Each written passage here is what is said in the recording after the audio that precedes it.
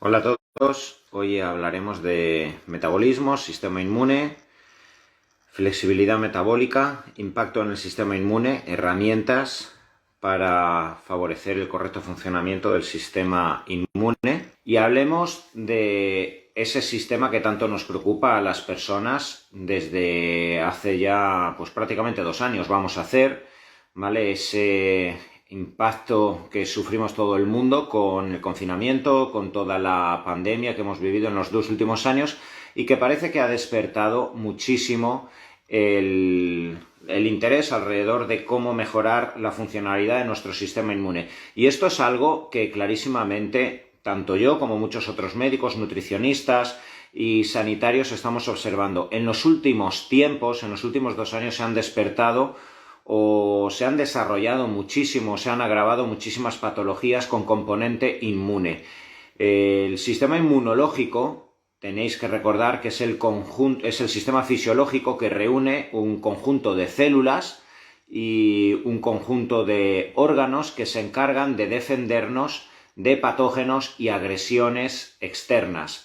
Patógenos como pueden ser las bacterias, como pueden ser los virus, como pueden ser los hongos, ¿vale? Como la famosa cándida, etcétera. Pero el sistema inmune también es el que nos permite ser competentes para defendernos de tóxicos externos, de radiaciones, de alteraciones electromagnéticas externas, etcétera. El sistema inmune no solo se encarga de defendernos de situaciones exógenas, el sistema inmune también es el conjunto de células, ¿vale? Y el funcionamiento fisiológico que nos permite detectar células tumorales para reconocerlas y facilitar su destrucción, en cierto modo, para que no se genere el crecimiento de un tumor, la metástasis, etc. Y cuando el sistema inmunológico empieza a desequilibrarse, vamos a tener diversas patologías. Por un lado podemos tener patologías derivadas del mal funcionamiento o de la depresión del funcionamiento del sistema inmune. A esto le llamamos inmunosupresión. La inmunosupresión sería el proceso por el cual el sistema inmunológico disminuye su funcionalidad y somos más proclives a infecciones bacterianas, a infecciones que pueden acabar en neumonías, en infecciones intestinales, el sobrecrecimiento bacteriano, a crecimientos de cándida, a infecciones renales, a replicaciones de infecciones oportunistas, como puede pasar en el síndrome de inmunodeficiencia adquirida, el famoso SIDA, que no deja de ser una inmunosupresión en la cual determinadas células del sistema inmunológico, como son los linfocitos CD4, bajan a un umbral a partir del cual empiezan a aparecer enfermedades, infecciones oportunistas como el Pneumocystis carini, como el citomegalovirus, como el herpes zóster, etc. ¿Vale? Entonces, existen determinadas patologías o determinados desequilibrios del funcionamiento del sistema inmunológico que acaba generando inmunosupresión como consecuencia de que los leucocitos, los linfocitos, los neutrófilos no funcionan bien. Pueden existir determinados procesos que ocasionan la inmunosupresión, como la desnutrición, como la falta de determinados aminoácidos esenciales, como la falta de determinados ácidos grasos esenciales. Puede ser una inmunosupresión por exceso de sobreentrenamiento. ¿Cuántos deportistas acaban en un pico de forma cayendo en una inmunosupresión y acaba todo el equipo de ciclismo teniendo gastroenteritis, etcétera? Puede ser que una inmunosupresión sea ocasionada por el exceso de cortisol porque estás viviendo una etapa conflictiva emocionalmente, porque todos los días te expones en un trabajo a un jefe cabrón que no sabes si te va a despedir, o simplemente porque a un familiar le han diagnosticado una enfermedad y tú no paras de rumiar lo que va a pasar, ojalá esto no hubiera pasado, tengo que cuidar a esta persona, etcétera, y el exceso de cortisol genera inmunosupresión. ¿Y cuántas son las personas que en esas fases donde el sistema inmune no es competente acaban teniendo amigdalitis, gripe, acaban teniendo resfriados, acaban teniendo sobrecrecimientos bacterianos, acaban teniendo infecciones por repetición? ¿Vale? Entonces, pues existirían muchísimas situaciones, ¿vale? Ya sea por estrés físico o por estrés emocional, donde muchas personas pueden caer en esa inmunosupresión. Por el contrario, podemos encontrarnos muchas patologías donde se produce una hiperactividad del sistema inmune porque el organismo está inflamado, como consecuencia de una constante exposición a moléculas o a situaciones que me están alterando determinados órganos a nivel hepático, a nivel de la grasa, la inflamación, etc., mi sistema inmune se hiperactiva y como consecuencia de esa hiperactivación se empiezan a liberar citoquinas, moléculas que son liberadas por parte del sistema inmunológico, y esto da lugar a enfermedades inflamatorias, siendo las enfermedades inflamatorias algo que cada vez nos está inundando más a nuestra sociedad occidental. Patologías como la fibromialgia, patologías como el síndrome de fatiga crónica, patologías como las cefaleas y las migrañas crónicas inespecíficas que tienen tantas y tantas personas, patologías asociadas al síndrome de ovario poliquístico, a la endometriosis, que tienen alto componente inflamatorio, patologías tumorales, benignas y malignas, que tienen un alto componente inflamatorio, dolores musculares, articulares, fatiga crónica, etcétera, patologías intestinales como colitis, permeabilidad intestinal, disbiosis. Todo este tipo de patologías llevan asociadas la inflamación y un exceso de hiperactividad del sistema inmunológico. Las patologías autoinmunes como el hipotiroidismo de Hashimoto, como la artritis reumatoide, la esclerosis múltiple, la colitis ulcerosa, este tipo de patologías llevan asociados un exceso de actividad del sistema inmune. ¿Vale? Entonces, si os dais cuenta, el sistema, al igual que cuando yo os hablo de glucosa y en todo momento tenemos que controlar el balance de la hiperglucemia y de la hipoglucemia, en todo momento tenemos que estar controlando. Y el organismo que tiende a la homeostasis siempre va a estar controlando que no exista un exceso de glucosa, y también el organismo va a permitir que no exista un exceso de déficit de glucosa, y por eso van a intervenir hormonas, moléculas como la insulina, como el glucagón, como la hormona de crecimiento, como la adrenalina. Todo este tipo de moléculas van a favorecer que la glucosa siempre esté entre un máximo y entre un mínimo. Y ahora bien, es importantísimo que entendáis, y esto es algo que estamos profundizando muchísimo en el curso avanzado de flexibilidad metabólica y flexibilidad inmune, donde trabajamos mis compañeros de clínica, Rubén Lechuga, donde trabaja Filugo, donde trabaja Diana, ¿vale? Muchos de vosotros ya los conocéis, y en los últimos meses hemos hablado bastante acerca de este curso avanzado, y este directo va dirigido a hablar de las diferentes herramientas y la profundidad que tenemos que tener a la hora de saber que el sistema inmune se encuentra vinculado al sistema metabólico. Una correcta sensibilidad a la insulina, una correcta flexibilidad metabólica, un correcto balance de la oxidación tanto de los ácidos grasos como de la glucosa, una correcta composición corporal, una disminución de grasa abdominal, grasa visceral y una competencia en nuestra masa muscular va a hacer que nuestro sistema inmune funcione muchísimo mejor. Y en este directo de esta hora, sobre todo lo que voy a hacer es explicaros en términos rápidos y acotados el por qué tener un mejor metabolismo va a impactar en el mejor funcionamiento del sistema inmune. Para todos aquellos que queráis profundizar más, para todos aquellos que queráis conocer en profundidad todas las rutas ya fisiológicas, cómo interfiere ya realmente cada molécula, la inflamación, cada hormona, las diferentes herramientas, las analíticas que hay que verificar para saber si el metabolismo y el sistema inmune está funcionando de forma correcta, pues bueno, podéis apuntaros a lo largo de este mes. En este mes tendremos aún abiertas las plazas del curso avanzado y podréis profundizar mucho más en este conocimiento. ¿Y por qué os digo que el metabolismo se encuentra totalmente vinculado al correcto funcionamiento del sistema inmune? Para que lo entendáis, voy a ir explicándoos paso a paso el vínculo que existe entre la sensibilidad a la insulina, el desarrollo de la inflamación del adipocito, de la grasa visceral, y finalmente el desarrollo de la inflamación crónica de bajo grado. Cuando una persona tiene un metabolismo correcto, cuando nacemos, cuando tenemos 6-7 años, tenemos lo que se llama la sensibilidad a la insulina, una correcta sensibilidad a la insulina y una correcta flexibilidad metabólica. Eso lo que significa es que mi organismo tiene receptores periféricos en la musculatura a la insulina muy sensibles, los llamados receptores GLUT4.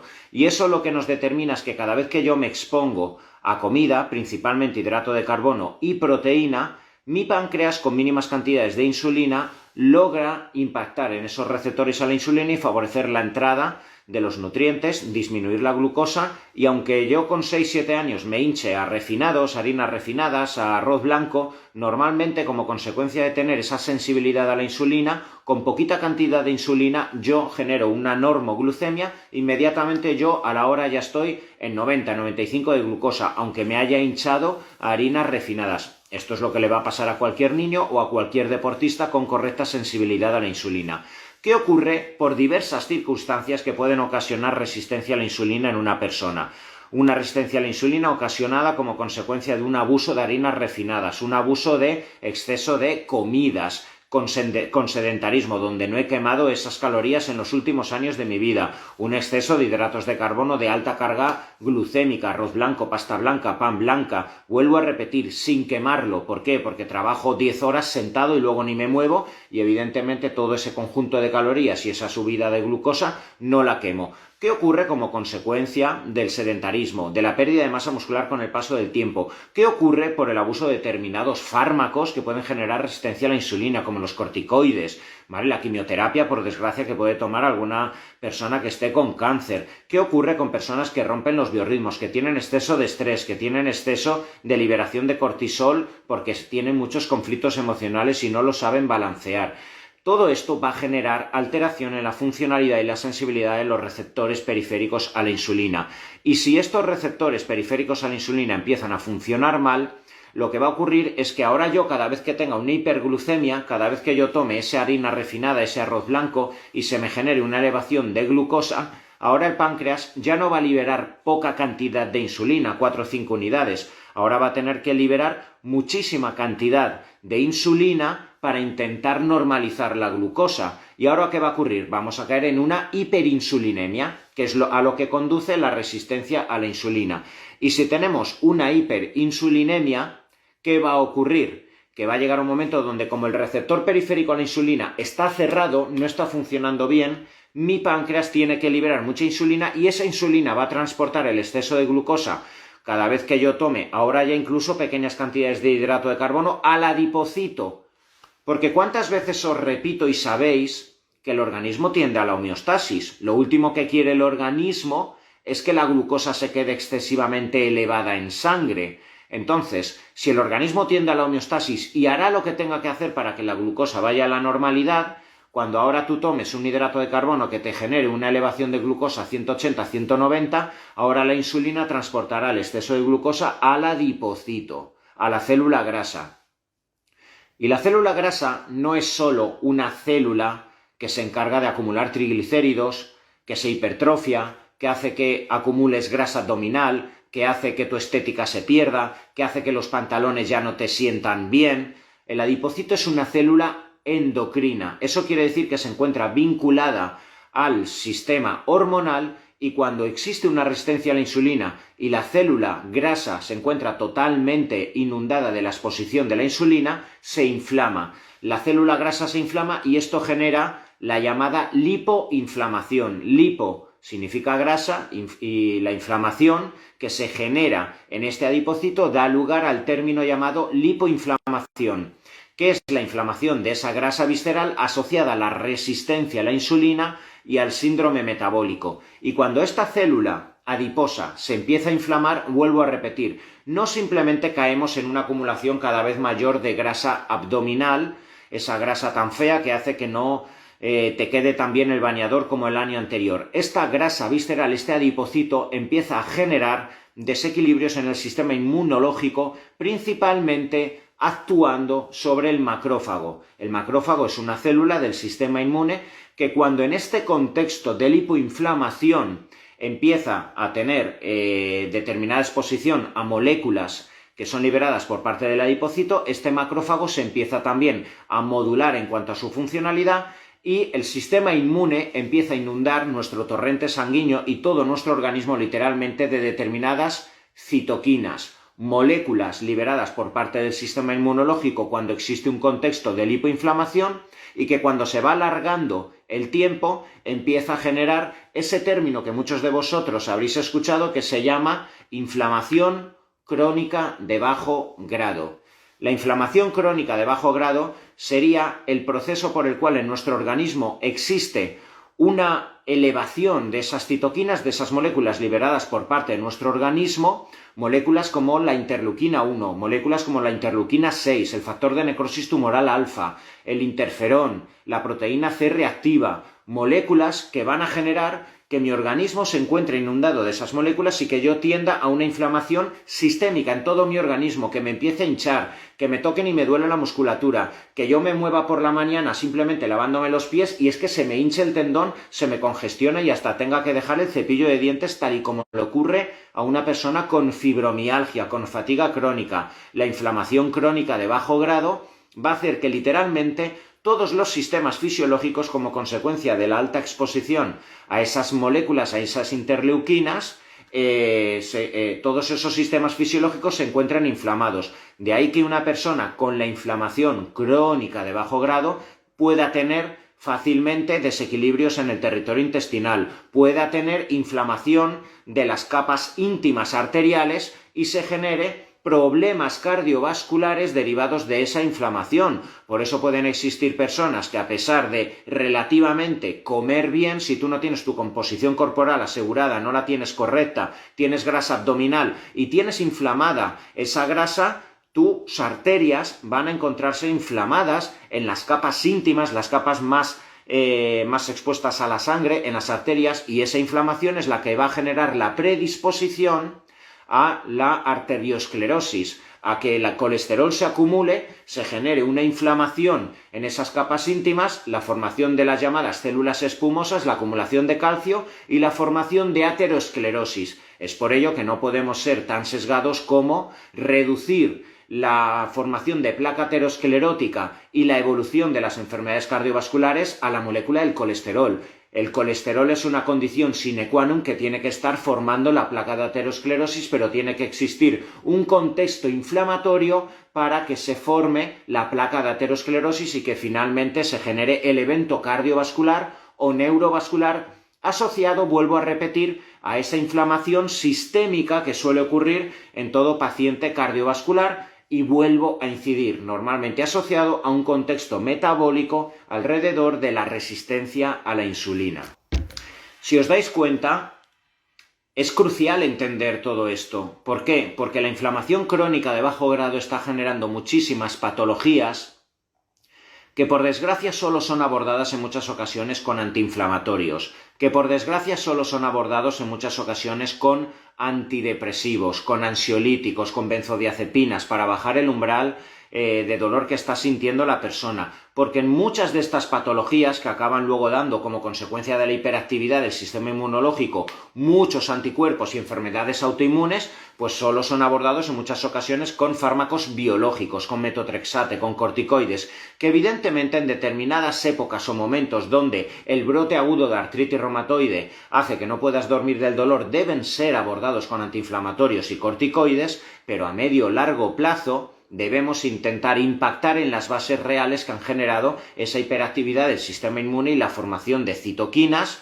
circulantes y la liberación de autoanticuerpos que están atacando mis propias estructuras. ¿Y cómo lo podemos hacer? Sí, de forma aguda y para quitar los síntomas cuando son insoportables, con los corticoides, con inmunosupresores. ¿Qué hace un inmunosupresor? ¿Qué hace un corticoide? Te baja la llama inmunológica, te baja la actividad del sistema inmune. Pero si en todo momento habéis seguido el hilo y habéis entendido que la resistencia a la insulina está generando la inflamación del adipocito, la inflamación del adipocito y la grasa visceral genera alteraciones en la funcionalidad del macrófago y del sistema inmune, y todo esto nos inunda de citoquinas que nos inflaman, que nos alteran, que hace que tengamos mucho dolor en nuestros tejidos y que nuestros tejidos no funcionen bien, entenderéis el por qué muchas de las patologías asociadas a la inflamación deben ser abordadas con el componente metabólico, mejorando la sensibilidad a la insulina, mejorando todas las herramientas que van dirigidas a favorecer la flexibilidad metabólica. Y esto es crucial que lo entendáis.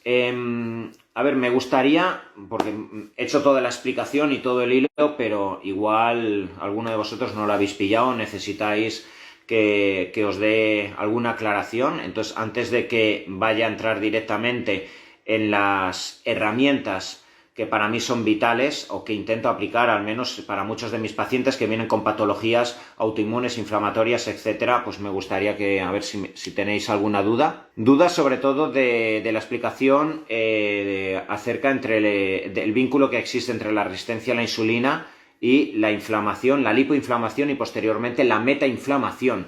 ¿Vale? ¿Qué es la metainflamación? La metainflamación simplemente es el proceso por el cual se reconoce cómo los desequilibrios metabólicos conducen a desequilibrios inmunes.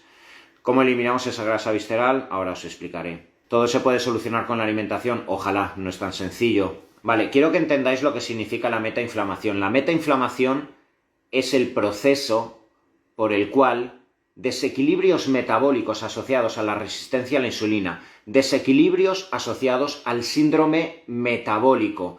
El síndrome metabólico es el proceso por el cual el metabolismo de los hidratos de carbono, de la glucosa, ya no es correcto, de forma que acabamos generando elevación de glucosa en sangre, acabamos generando hiperinsulinemia y acabamos generando otro tipo de expresiones alrededor de esa alteración del metabolismo, como es la acumulación de grasa abdominal, como es la alteración del perfil lipídico, colesterol, LDL, aumento de triglicéridos, hipertensión, hipercoagulabilidad, lo cual genera tendencia a trombos. Esto sería el síndrome metabólico, el cual acaba generando diabetes tipo 2, esa diabetes tipo 2 que no es ocasionada como consecuencia del déficit de producción de insulina por parte del páncreas, sino que es ocasionado como consecuencia de la resistencia a la insulina. Hay cientos de millones, literalmente, de personas adultas actualmente que tienen diabetes tipo 2 ocasionada por la resistencia a la insulina, y esa diabetes tipo 2 y ese síndrome metabólico acaba generando alteraciones en el perfil lipídico, hipertensión, hipercolesterolemia, predisposición a la formación de placas de arteriosclerosis, patologías cardiovasculares como infartos, como trombos, patologías neurovasculares y patologías como consecuencia de la glicación. La glicación sería el proceso por el cual, como consecuencia del depósito de glucosa en las estructuras proteicas, nuestros órganos y nuestros sistemas envejecen y empeoran su funcionalidad. Tal es el caso de la glicación en la retina, la glicación en los vasos arteriales del pene, de los dedos, lo cual ocasiona la disfunción eréctil. Tal es el caso de la glicación a las estructuras neuronales y la demencia senil vascular asociada a la diabetes tipo 2, ¿vale? Y fijaos, pues bueno, si son los problemas que pueden girar alrededor del síndrome metabólico y la diabetes tipo 2. Y la metainflamación, vuelvo a repetir, sería todo el conjunto de problemas que llevan asociados una alteración entre el metabolismo y el sistema inmunológico, principalmente alrededor de la inflamación, esa exacerbación en cuanto a la liberación de moléculas inmunes como las citoquinas, como los autoanticuerpos que acaban atacando a nuestras propias estructuras. Y ojo, una alteración en el metabolismo, una resistencia a la insulina puede acabar generando desequilibrios inmunes, de ahí el término metainflamación. Pero ojo, una alteración en la funcionalidad del sistema inmune, una inflamación puede ser, por ejemplo, porque estás entrenando demasiado y estás inflamando tu musculatura. Puede ser porque te estás exponiendo a un tóxico. Puede ser porque te has infectado por un corte de algo y se está inflamando una determinada zona de forma crónica. Puede ser porque te hayas operado, la cirugía no ha salido bien y se produce una inflamación. Todo aquello que genere una inflamación va a generar una resistencia a la insulina. ¿Eso qué quiere decir? Que aun comiendo bien, haciendo bien aparentemente deporte, etcétera, cualquier tipo de proceso que te genere una inflamación, puede ser por falta de sueño, puede ser por un embarazo que implica una inflamación y el parto. El parto genera tal inflamación en el organismo de la mujer, tal alteración en las hormonas, prolactina, etcétera, cortisol, que se genera una inflamación los meses de después. Puede ser un sobreentrenamiento, puede ser unas oposiciones en las cuales estoy durmiendo poco, puede ser una inflamación ocasionada por la hiperactividad del sistema nervioso simpático porque me acaba de dejar mi pareja días antes de una de mi boda, etcétera. Puede ser una inflamación por una intoxicación etílica constante que estoy teniendo todos los meses. Puede ser una intoxicación por fármacos. Todo esto puede generar inflamaciones que a medio plazo generan alteraciones metabólicas. Fijaos, por eso, la metainflamación lo que nos indica es que el metabolismo está supeditado al sistema inmune y el sistema inmune está supeditado al metabolismo, ¿vale? Entonces, cuando nuestro sistema inmunológico va a estar disfuncional y cuando tenemos esta inflamación, los linfocitos, las células inmunes, como necesitan glucosa, generan una resistencia periférica a la insulina para intentar captar la energía y la insulina. Esto es un programa biológico que organiza el organismo, que hace el organismo adrede para intentar preservar la función inmune. Así que fijaos, un problema metabólico va a ocasionar resistencia a la insulina y alteraciones en el sistema inmune e inflamación. Pero una inflamación va a generar alteraciones en la funcionalidad del receptor periférico a la insulina y va a generar resistencia a la insulina, lipoinflamación, síndrome metabólico y va a hacer que engordes, que pierdes masa muscular por el exceso de cortisol y digas, ¿qué coño está pasando? Si estoy haciendo igual que lo de otras épocas y parece que justo desde ese accidente que tuve, parece que justo desde esa cirugía, parece que justo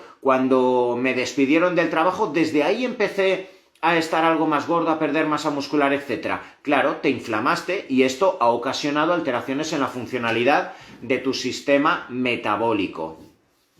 Fijaos qué bonita es la biología, fijaos qué bonito es entender en profundidad la fisiología, la biología, qué bonito es entender cómo determinadas patologías que en muchas ocasiones solo son abordados con antiinflamatorios, con fármacos, antibióticos, etc., pueden ser al menos entendidas desde su base, desde la verdadera etiología. Y como si te acaban de diagnosticar una fibromialgia, si te acaban de diagnosticar una enfermedad autoinmune, una colitis, si te acaban de diagnosticar cualquier patología inflamatoria, no debes de quedarte única y exclusivamente con el nombre de la patología que te acaban de dar, con el fármaco, y necesito que entiendas que hay mucho que hacer. Y si tú entiendes el proceso biológico que hay detrás de tu patología, sabrás que puedes hacer mucho con tu nutrición, con el deporte, con la gestión del estrés, con la mejoría de tus biorritmos, con la exposición al sol para modular los niveles de vitamina D, etc. Entenderás que la forma de entender la vida, la forma de relacionarte, la forma de gestionar tus emociones va a impactar directamente en esas interleuquinas, en esas citoquinas, en la liberación de cortisol, en tus hormonas sexuales, en tu masa muscular, en el metabolismo, y entonces, al menos en parte, no te sentirás tan presa del destino y simplemente no serás una persona que no le queda otra que tomar el fármaco y rezar para que esto no vaya más. ¿Entendéis cómo gestionar vuestra vida y haceros cargo de vuestra vida queda supeditado a que entendáis las cosas, a que vayáis más allá de la ignorancia que muchas veces pensamos que tenemos? Y, oye, entender las cosas, profundizar en las patologías, permite que un paciente se empodere y que mire la enfermedad de otra forma, incluso como la oportunidad, ¿vale?, de entender mi cuerpo, entender la fisiología y entender que esta enfermedad, aunque sea una putada, ha venido a enseñarme y abrirme mi mente. Y a partir de ahí, ¿cuántas son las personas que gracias a una enfermedad pues se han puesto a estudiar nutrición, se han puesto a entrenar, se han puesto incluso a hacerse cargo de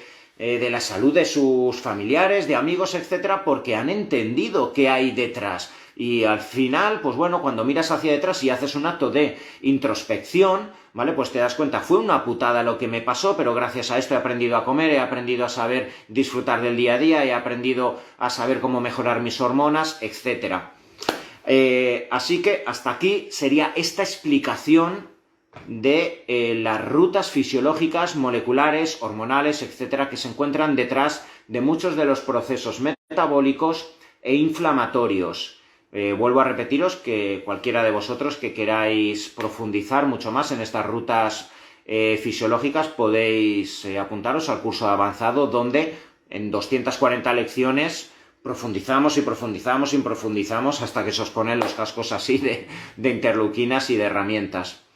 Pero bueno, hablemos de estas herramientas básicas. ¿Qué tenemos que hacer básicamente para que toda persona que se encuentre con inflamación, toda persona que se encuentre con alteraciones metabólicas que están impactando en el correcto funcionamiento del sistema inmune, puede hacerse cargo, al menos en parte, de su patología. Lo primero que tenemos que hacer es favorecer la correcta sensibilidad a la insulina. La sensibilidad a la insulina, volvemos a repetir, es la competencia que tiene la célula muscular para que los receptores a la insulina que se encuentran en la membrana plasmática vuelvan a tener una capacidad competente de unirse a la insulina para que el páncreas no tenga que liberar mucha cantidad de insulina y para que la insulina no tenga que impactar en el adipocito, sino que transporte los nutrientes a la célula muscular cada vez que vayamos a hacer una carga glucémica.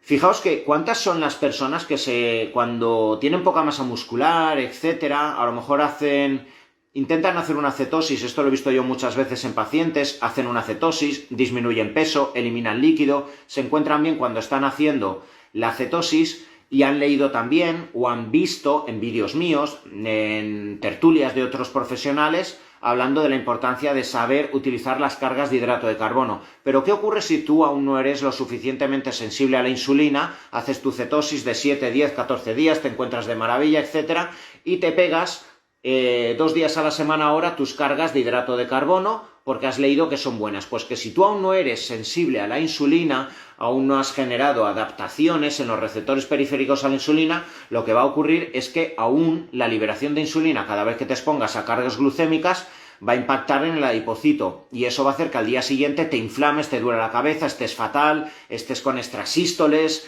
ventriculares, te duele la cabeza y eso ¿qué hará? Eso hará que autoconfirmes tus sospechas. ¿Lo ves que no puedo tomar el hidrato de carbono? ¿Ves cómo el hidrato de carbono a mí me mata? No seas reduccionista, no seas radical, es que venías de una resistencia a la insulina tan brutal que no te creas que por hacer 2 semanas cetosis, ya eres otra vez sensible a la insulina, que te ha adaptado, ya eres flexible metabólicamente, tu mitocondria funciona bien, no los días. Por eso hay que ir con mucho cuidado luego posteriormente con la incorporación de hidrato de carbono, saber balancearlo, si es posterior a un entrenamiento, etcétera, ¿vale? Y sobre todo aprender de las herramientas metabólicas. Pero ¿cuál sería la clave principal para favorecer esa correcta sensibilidad a la insulina que indirectamente va a mejorar la funcionalidad del sistema inmune? Bajar de peso, pero sobre todo mejorar la composición corporal. ¿Y eso qué implica? No solo bajar peso y cargarte la mitad de tu masa muscular por el camino, porque ¿cuántas son las personas que pueden hacer una herramienta nutricional o una dieta, unas pautas nutricionales y que a corto plazo, en 2 meses, te permiten bajar mucho la cantidad de tu peso, pero te cargas, sí, bajas 12 kilos, pero te cargas 5 kilos de masa muscular? ¿Sabéis lo que va a ocurrir con una persona que baje 12 kilos, pero que en el camino se deje 5 kilos de masa muscular? Que va a perder su tasa metabólica basal en parte. Eso va a implicar que al inicio podía quemar 1800 calorías simplemente por estar vivo, por respirar, andar, etcétera, más allá del deporte que luego puede hacer, y ahora te encuentras con una persona que se ha cargado el metabolismo porque ha perdido mucha masa muscular y porque su tasa metabólica basal, es decir, las calorías que quema a lo largo de 24 horas al día, ha bajado mucho, y ahora nos encontramos con una persona que de 1800 calorías que quemaba solo quema 1200. ¿Eso qué implica? Que ahora, para intentar seguir manteniéndose delgado, tiene que bajar mucho la cantidad de calorías que come en el día. Esto cuántas veces lo veo en el deporte y lo veo, por ejemplo, en competidores de fitness, ¿vale? Que empiezan a hacer una dieta muy espartana y llega un momento donde se han cargado masa muscular que al final tienen que acabar con dietas que es que os llevaríais las manos a la cabeza y dices, pero chiquillo, ¿cómo puedes aguantar con 2 mini comidas, con un poquito de manzana, lechuga, aquí una latita de atún? Es que si no engorda. ¿Por qué engorda? Porque se ha cargado todo el músculo, se ha cargado la tasa metabólica basal. ¿Y sabéis qué pasa si tú haces una dieta excesivamente con déficit calórico alargada en el tiempo? ¿Sabéis qué ocurre? Que acabas con una resistencia periférica a la insulina. Así que no todo es bajar peso para estar sano. Puede ser que te veas mejor en el espejo, pero si tú por el camino, tras bajar peso, te cargas mucha masa muscular, porque no has metido la suficiente cantidad de proteína, porque no has hecho cuando toca a lo mejor tus cargas de hidrato de carbono, porque no has parado cada X semanas para volver a subir un poco de hidrato de carbono y que no se altere tu organismo, etcétera, porque paralelamente no has hecho el ejercicio que te tiene que favorecer la hipertrofia paralela, pues ¿qué va a ocurrir? Que bajarás peso, te cargarás tanta masa muscular y que el organismo acabe como consecuencia de haberte alterado tu masa muscular, generando resistencia a la insulina, más inflamación. ¿Y cuántas son las personas que bajan mucho de peso, pueden bajar hasta 30 kilos, dice, madre mía, si está como un palillo en las piernas, si es que no tiene nada de masa muscular en todo el organismo, tú lo ves con traje y está de puta madre, y dice, qué elegante, se quita la camisa y es que tiene Bartola, es que tiene grasa, y dices, ¿cómo es posible esto? Esto se ve mucho en maratonianos, en gente que hace carreras populares, ¿vale? Que te los ves muy delgados, se quitan la camiseta y dices, joder, si tiene grasa, si en los flancos tiene ahí, joder, tiene una buena morcilla. ¿Por qué? Porque paralelamente que ha bajado de grasa, ha generado paradójicamente una resistencia a la insulina porque ha perdido masa muscular, ha generado inflamación en esa grasa visceral, porque el organismo está en modo supervivencia, está detectando una situación hostil que le está inundando su vida porque está bajando mucho de peso y está perdiendo masa muscular. Y esto va a generar resistencia a la insulina. Así que, sin lugar a dudas, aquello que nos va a permitir mejorar nuestra metainflamación es recuperar la sensibilidad a la insulina. Y eso no implica bajar peso, eso implica mejorar nuestra composición corporal. Así que aquí no basta simplemente con decir ayuno intermitente. Ayuno intermitente, sí, en un contexto correcto, con las calorías correctas, con la distribución de macronutrientes correcto, con la distribución de las cargas cuando toca hidrato de carbono según el contexto. El ayuno intermitente, cuando toque, si te encuentras en una época donde tienes balanceado tu cortisol, etc. El ayuno intermitente puede ayudar muchísimo a favorecer la flexibilidad metabólica, a mejorar tu sensibilidad a la insulina, o te puede destrozar en un contexto inflamatorio como el que os he dicho, con alta liberación de interleuquinas, con enfermedades por depósito, con enfermedades asociadas a patologías autoinmunes, con personas con hígado graso y elevación de ácido úrico. ¿Sabéis qué pasa a una persona que de la noche a la mañana te haga un protocolo 16-8, un 24? Pues que a las semanas puede tener ataques de gota. Y esto lo han visto muchísimos médicos y está muy, muy documentado. Si no está bien balanceado y tú no flexibilizas y no favoreces la detoxificación hepática, se te puede disparar el ácido úrico, etcétera, ¿vale? Entonces es muy importante que todas las herramientas, ayuno intermitente, cetosis, carga, descarga, dieta híbrida, dieta vegana, da igual. Al final, ¿qué queremos? Buena composición corporal. Y la buena composición corporal implica pérdida de grasa abdominal, disminución de la grasa visceral, que es la que se inflama, la que genera la lipoinflamación y las alteraciones inflamatorias, y queremos una masa muscular competente. Esto nos permitirá llegar a un porcentaje de grasa del 13, 15, máximo 16% en un hombre, y en una mujer entre el 18, 19, 22, 23. Esos serían los porcentajes de grasa que nos van a permitir no marcar abdominales. Marcar abdominales a lo largo de los 12 meses del año probablemente te acaba generando una tendencia a ligera inmunosupresión. Aunque quedes muy bonito en Instagram, aunque tengas muchos likes, en cualquier momento que sobreestreses a tu organismo, si siempre quieres ir con un porcentaje de grasa del 6%, probablemente inmunológicamente serás menos competente que una persona con el 13%. Serás menos fuerte, tendrás menos capacidad para enfrentarte a una tormenta de citoquinas, a una neumonía, etcétera, ¿vale? Puede ser que seas el más guapo de la clase, pero vivirás menos y te enfrentarás mucho peor a posibles infecciones, pandemias, a tumores, etcétera, ¿vale? Así que la correcta composición corporal implica cierto porcentaje de grasa, implica el porcentaje de grasa asociado a la correcta fertilidad, a la correcta liberación de testosterona en los hombres, a la correcta espermiogénesis, a la correcta ovulación y liberación de estrógeno y progesterona en la mujer. Y la correcta composición corporal implica la suficiente masa muscular como para tener sensibilidad a la insulina y reducir la inflamación paralela que pueda existir en el organismo. Así que más allá de hablar de dieta cetogénica, de dieta paleolítica, de dieta libre de FODMAP, de dieta vegana, de cargas, de descargas, de ayuno, protocolo OMAD, muchas veces es muy romántico, muy seductor y buscamos el mejor de los protocolos que pensamos que es para todos los seres humanos y nos falta el sentido común. Acordaos, da igual cómo lo consigas, pero la correcta composición corporal te va a favorecer la sensibilidad a la insulina y la correcta modulación y funcionamiento del sistema inmune y, por ende, la mejor funcionalidad y prevención de patologías inflamatorias como todas las que os acabo de describir. El deporte, crucial. De nada va a servir que lleves la mejor de las dietas, de nada va a servir que que te hagas vegano y que no quieras que se introduzca ninguna proteína animal porque te genera inflamación y que luego estés todo el día delante del televisor. De nada va a servir. Es que nos falta tanto la coherencia. Intentamos ser radicales para intentar. 16/8 es el protocolo de ayuno intermitente.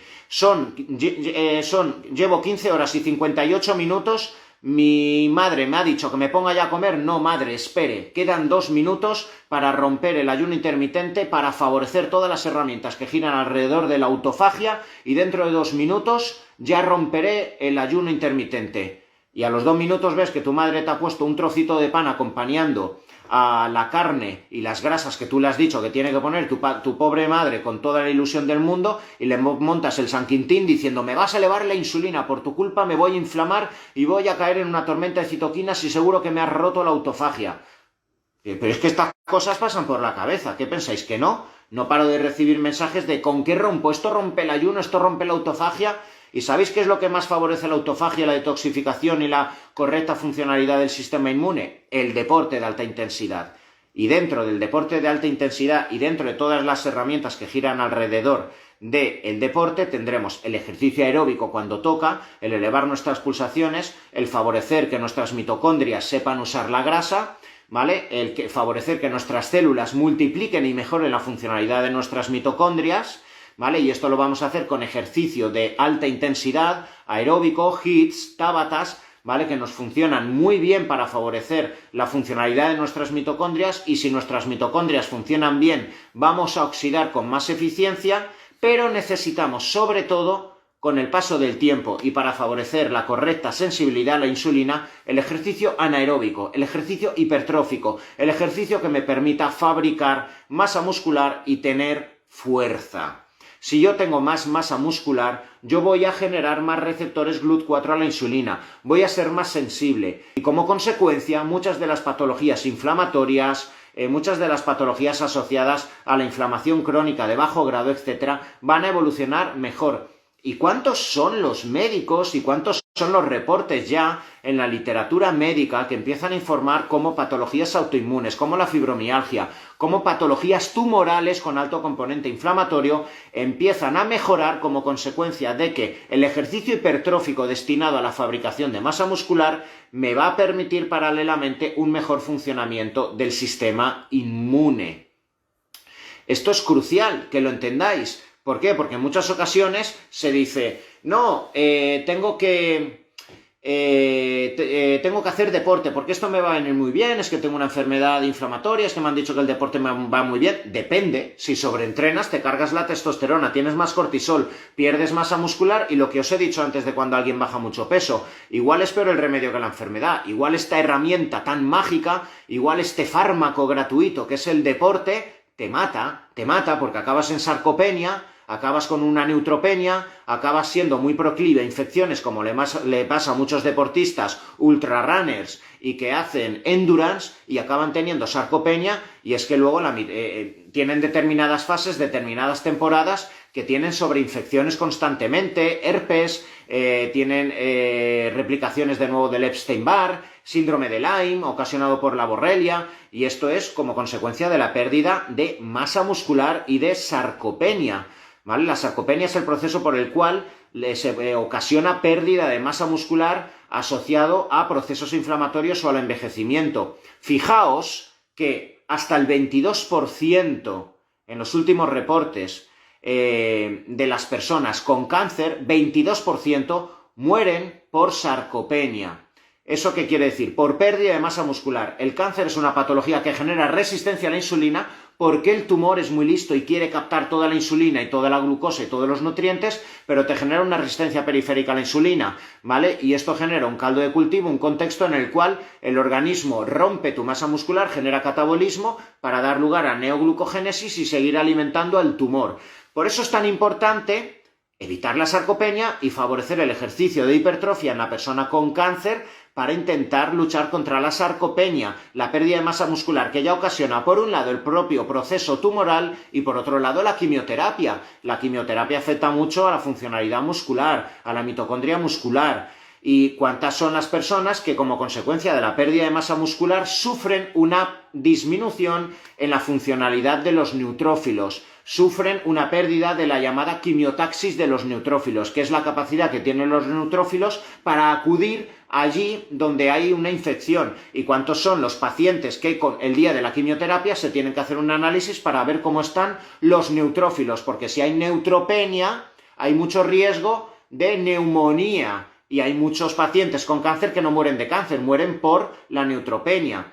Pero una disminución de masa muscular también ocasiona una disminución en la funcionalidad de los linfocitos natural killers, que son los linfocitos que específicamente luchan contra las células tumorales.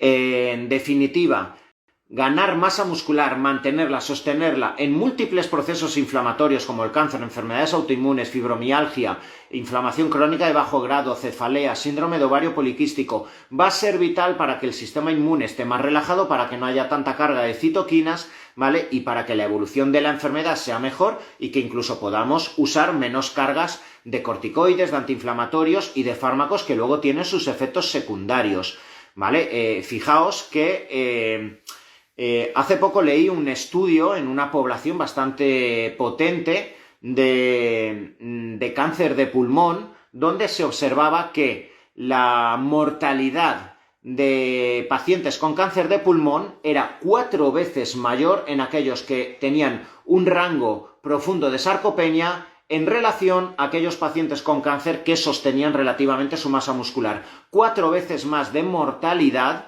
en aquellos pacientes con sarcopenia.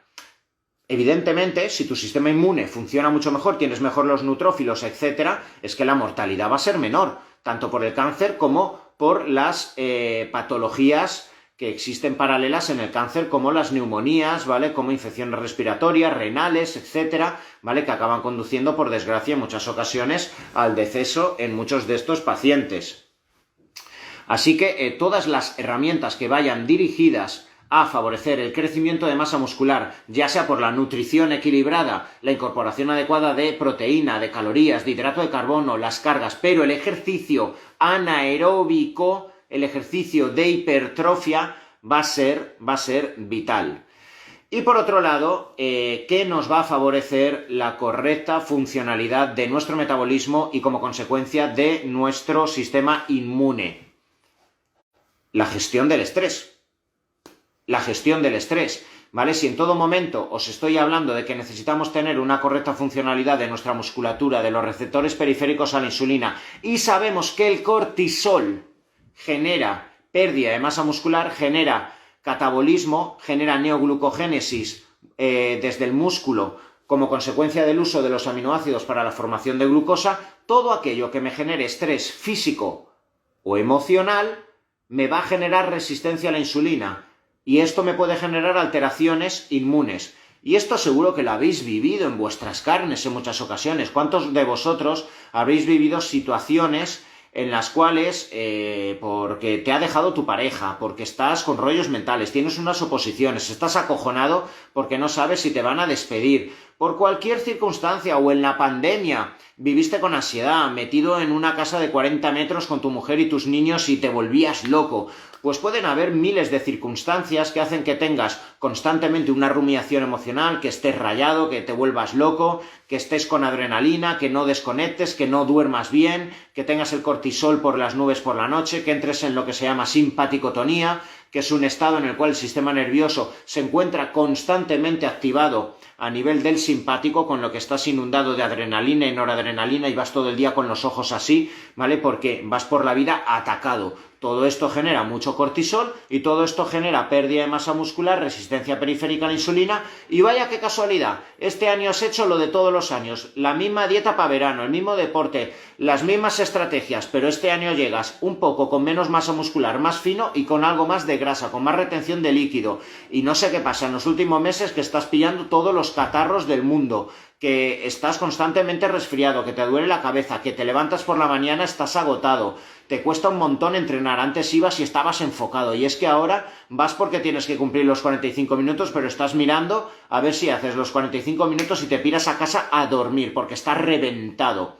Esto es consecuencia de la inflamación crónica de bajo grado, consecuencia de la resistencia a la insulina, y esto no se arregla cortando hidratos, esto no se arregla haciendo ayuno intermitente, esto no se arregla tomando un suplemento que te mejore la sensibilidad a la insulina. Esto ocurre en ocasiones como consecuencia de ese estrés, ese exceso de cortisol, y la única fórmula es descansando. Quizá, por mucho que tú te hayas prometido que vas a seguir yendo 5 días a la semana a hacer pesas, con una cura de humildad como para saber que tienes que bajar a 2 días y andar en ayunas. Con la cura de humildad como para saber que no sabes gestionar tu trabajo, tu relación y tienes que pedir ayuda. Quizá con la cura de humildad como para tener que hablar con el jefe y decirle, me encuentro así, ayúdeme porque lo estoy llevando mal la carga de trabajo que me han puesto y como me sabía mal que pensaran que era un incompetente, me lo estoy llevando a casa y no estoy durmiendo y tengo miedo a decirle algo porque me despida, pero esta es la realidad. Y cuando muchas veces desde esa honestidad una persona asume que no sé gestionar, al menos en este momento, mi vida, de repente, joder, ya uno se calma, de repente empieza a descansar, duermes más, bajas la intensidad de entrenamientos, etc. Y desde ahí, desde esa mejoría en la gestión del estrés físico y emocional, el cortisol empieza a bajar, empezamos a aumentar nuestra masa muscular porque empezamos a tener un balance más anabólico en mi organismo. El cortisol es catabólico y vivimos inundados de catabolismo. Vivimos en una época donde lo que debería ser homeostásico y equilibrado entre el catabolismo, necesitamos momentos de catabolismo, momentos donde el organismo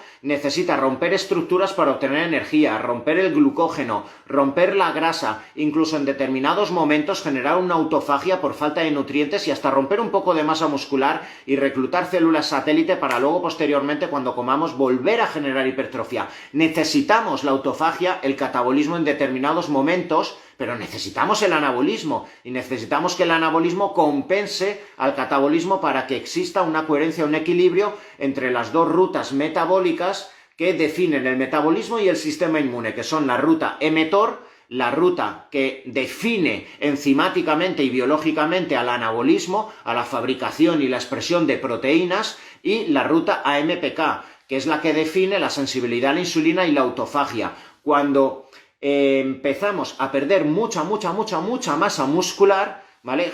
Podemos generar tanto catabolismo, que perdemos masa muscular, caemos en inmunosupresión, como consecuencia de la pérdida de masa muscular generamos resistencia a la insulina y ya la hemos liado, se empiezan a generar patologías inflamatorias, autoinmunes y todo aquello de lo que os he estado hablando.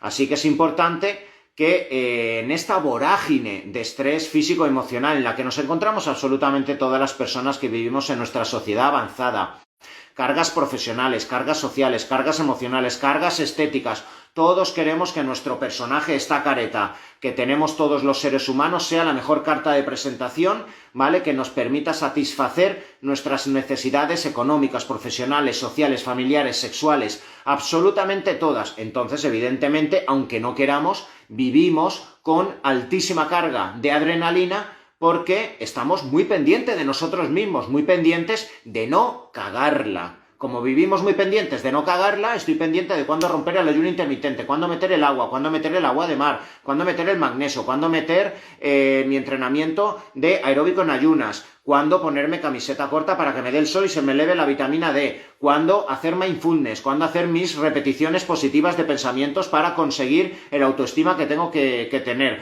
cuándo actuar de esta forma con mi pareja para que me respete porque tengo que ser de esta forma con este tipo de arquetipo sexual con mi pareja y ante el mundo, etcétera, etcétera, etcétera, etcétera. Y ante tal embrollo, ¿qué hago? Me voy al FNAC a comprarme un libro de gestión emocional para otra vez de nuevo ponerme 10 reglas que dice este libro para conseguir la felicidad y para conseguir el equilibrio emocional. Tócate los cojones, hablando mal y pronto. No, más estrés, y no pasa nada. Así es como vivimos. Esta es nuestra sociedad. Y ya que sabemos que pecamos de esto, no conozco honestamente ninguna persona que gestione bien las emociones. Para mí eso es una utopía y no existe, ¿vale? Eso es como el drogadicto que dice yo controlo. No, lo máximo que podemos hacer es, ya que vivo en sociedad y esta sociedad es neurótica y yo formo parte de la sociedad y soy neurótico, y os habla uno que se considera muy neurótico y soy esclavo de mis paradigmas emocionales, de mis rayadas, de mis creencias desde niño, etc. Y como soy dependiente, soy esclavo de estas situaciones y estos paradigmas que me generan alteraciones de mi sistema nervioso y esa simpaticotonía, tengo que tener la suficiente honestidad y humildad conmigo mismo como para saber que también necesito ayuda, también tengo que tirar de otros colegas, ¿vale? Para no caer en esa inflexibilidad metabólica, en esa resistencia a la insulina y en esas alteraciones del sistema inmune. Empecemos por ahí, no vayamos fardando y dando lecciones de moralidad y de cómo gestionar las emociones a los demás. Que no, por favor, miraos al ombligo, que cada uno tiene lo suyo, pero cuando uno cae en la honestidad suficiente y en la humildad suficiente como para decir, no tengo ni puta idea de cómo gestionar mi vida, no tengo ni puta idea en realidad de lo que me conviene y de lo que no, si hago lo que dice el doctor Hernández, pero si el doctor Hernández la caga mucho, ¿vale? Y como siempre os digo, en 5 años, la mitad de las cosas que os digo tendrán que ser invitadas a revisar. ¿Por qué? Porque la medicina avanza y yo soy el primero. Al igual que pues, cuando hice un vídeo diciendo que mis protocolos de la diabetes tipo 1, donde yo iba con mucho miedo al aplicar cetosis, pues ya lo aplico porque se me ha cambiado el paradigma. Dentro de 5 años cambiarán muchas de las cosas que os digo. Imaginaos si dentro de 5 años alguien ve mi vídeo de ahora y dentro de 5 años yo he evolucionado y hace por cojones lo que yo ahora estoy diciendo, pues la habrá liado. ¿Vale? Entonces, humildad y suficiente honestidad con uno mismo, ¿vale? Como para saber que no gestionamos nunca del todo el estrés, que por bien que esté vuestra vida balanceada, con sensibilidad a la insulina, os aparece una noticia, te llama mamá diciendo que tiene cáncer de mama y verás cómo duermes esa noche y verás el mindfulness lo bien que te funciona y verás si el GABA te favorece una compensación del sistema nervioso. Pues no, las vas a pasar putas, no dormirás durante 2-3 noches. Pero en ese momento, si tienes herramientas para saber compensar, siempre tenemos que saber que hay herramientas para compensar a pesar de que en la vida haya momentos que sean jodidas. Y como eso va a ocurrir, y por mucho que tú te digas a ti mismo, no, que yo sé que hay que cargar, que hay que descansar, habrá momentos donde te vendrás arriba, donde estarás entrenando con un grupo de CrossFit y estarás feliz de la muerte liberando dopamina, endorfinas, y tú sabrás un día que te toca descansar, tú lo hueles, pero dirás, yo hoy necesito entrenar porque me da la vida entrenar, me da la vida llegar al fallo muscular, sé que voy a acabar reventado. Y sé que el doctor me dijo que esto me puede generar inflamación, pero joder, me lo paso tan bien y es tal el subidón que tengo y harás 4 semanas de sobreentrenamiento y a la 5ª semana mira que lo sabía. Si es que lo sabía, yo sabía que estaba sobreentrenando y ahora me he roto aquí, he perdido músculo porque lo veo que he perdido músculo, tengo algo más de grasa, estoy más inflamado, tengo más líquido y uno es consciente, que no pasa nada, que la vamos a liar una y otra vez. Es como el que dice, no me vuelvo a enamorar y no la vuelvo a liar. Hasta mañana, que la vuelves a liar en tu vida, con todos los contextos. ¿Vale? Entonces, honestidad, no caigáis en el error de creer que vais a gestionar emocionalmente vuestra vida, que eso es una utopía. Mientras antes os quitéis ese romanticismo de la gestión de las emociones, antes podréis ser honestos con vosotros mismos y con los de al lado. Y cuando uno, al menos, usa la honestidad como la definición de los actos de su vida, ahí es cuando baja el cortisol del organismo, ahí es cuando realmente me empiezo a rodear de circunstancias, de situaciones, de trabajos, de personas que, como son conscientes de lo que transpiro desde mi corazón, desde lo más profundo de mi alma, esto es lo que soy, esto es lo que hay, la cago a veces, tiendo a esto, tiendo a hacer daño a los que me rodean, etc. Desde ahí se generan relaciones honestas, profundas, cercanas, con empatía, con ayuda, sosteniéndose en la mano. Y eso es lo que baja el cortisol, no la autoperfección que intentamos de forma utópica conseguir con nosotros mismos. Así que, pues, recordad estas herramientas. Hasta aquí habríamos hecho el directo. Mejorar la sensibilidad a la insulina, mejorar la composición corporal, mejorar la inflamación que en muchas ocasiones nos puede generar el sobreentrenamiento, el catabolismo del ejercicio aeróbico, mejorar la hipertrofia para generar la masa muscular correcta, mejorar las cargas calóricas idóneas que debe tener nuestro organismo para conseguir la ganancia muscular y mejorar nuestra honestidad, no mejorar nuestra forma de llevar las emociones, no, mejorar vuestra honestidad, que va a balancear vuestro cortisol, va a balancear las fases de simpaticotonía, de destrucción muscular, etcétera, y el impacto en el funcionamiento del sistema inmune. A ver, me decís que os estáis riendo, es que en realidad la vida es una sátira muchas veces, o sea, yo no sabéis hasta qué punto tengo pacientes muy jodidos en consulta, tengo pacientes con cáncer, con fibromialgia, mujeres que vienen desesperadas para quedarse embarazadas, pacientes con hipotiroidismo, pacientes con déficit de testosterona, y en realidad cuando empiezo a profundizar y empiezas a saber realmente cómo funciona la biología, y utilizando estos términos, cuántas veces veo en consulta pacientes que vienen con unos dramas brutales y se acaban descojonando de ellos mismos, como diciendo, madre mía, por Dios bendito, si es verdad, doctor, si es que la he liado, si es que yo he hecho esto, si es que yo soy el responsable, si es que soy un calamidad, si es que no sé cuántos. Y qué bonito hay que aun con el drama en la mano, aun con unas analíticas desastrosas, en vez de acojonar al paciente, en vez de hacerle sentirse culpable, responsable, decir, por no haber hecho esto, por no sé cuánto, es que el paciente se eche unas risas con su misma situación, que se parta el culo consigo mismo diciendo soy un puto personaje. Joder, que nos falta un poco de humor y nos falta un poco de risas dentro de la medicina, que es muy seria, que es muy seria ir con la bata blanca y parece que los médicos tengamos la potestad de estar poniendo un cuchillo en el cuello al paciente diciendo tienes que cuidarte porque eres un arma por dentro, porque eres una bomba de relojería. Los pacientes están hasta los cojones de escuchar una bomba de relojería, que joder, no estarían mal si fuera por ellos, claro que no, ¿vale? Y no hay nada mejor que el humor, que mirarte a ti mismo, reírte, echarte unas risas, y desde ahí, ¿vale? Es como joder, como realmente uno empieza a modular su vida, como hacen los niños. ¿Cómo aprenden los niños? Con las risas, ¿vale? Con la empatía, ¿vale? Como para no tomarse demasiado en serio a sí mismos, ¿vale? Entonces, pues acordaos, ¿vale? Acordaos de esta honestidad. La honestidad lleva a la risa, a no tomarse uno a sí mismo tanto, a no luchar tanto y no ser tan fiel a los paradigmas, a permitirnos cambiar. No hay nada más bonito. No hay nada más bonito que permitirte cambiar, reírte de ti mismo y no tomarte en serio.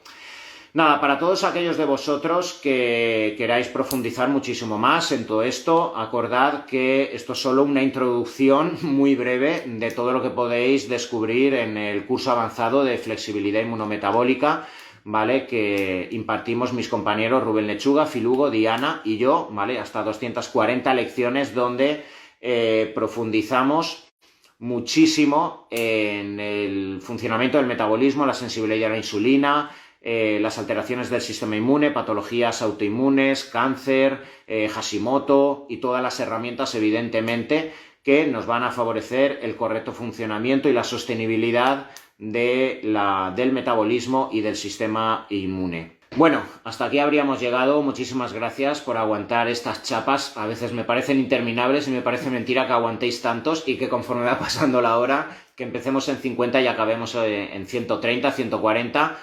Muchísimas gracias por estar ahí siempre. Fuerte abrazo.